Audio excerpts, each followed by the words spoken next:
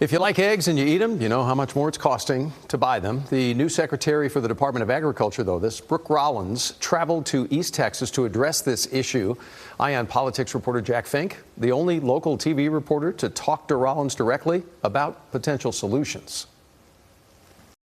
Oh, Jeff, nice to meet you. Yes. Yeah. Less than 2 weeks on the job, the new secretary for the U.S. Department of Agriculture, Brooke Rollins, is focused on avian flu that has wiped out millions of chickens and raised the price of a dozen eggs to nearly $5.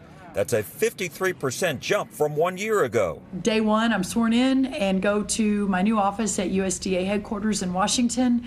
And the very first briefing I have is on the avian flu. Obviously, Rollins told me she wants to work with governors and veterinarians across the country on ways to solve the problem, including looking at vaccines and therapeutics. And there is no short-term fix. If there were, it would have been addressed under the last administration.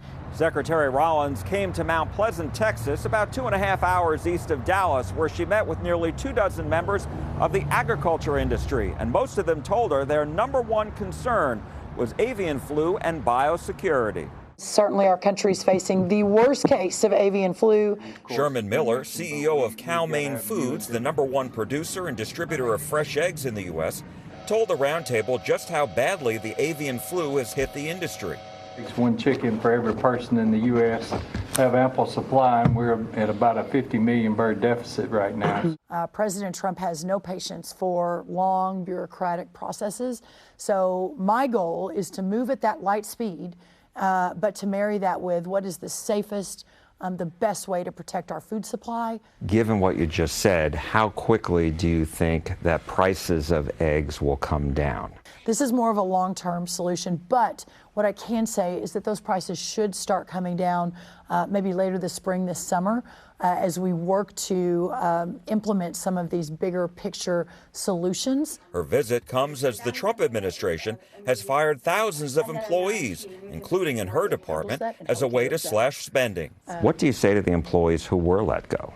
For me, these are real people who have served hopefully well for some of them years and years. And so that's not an easy thing to do.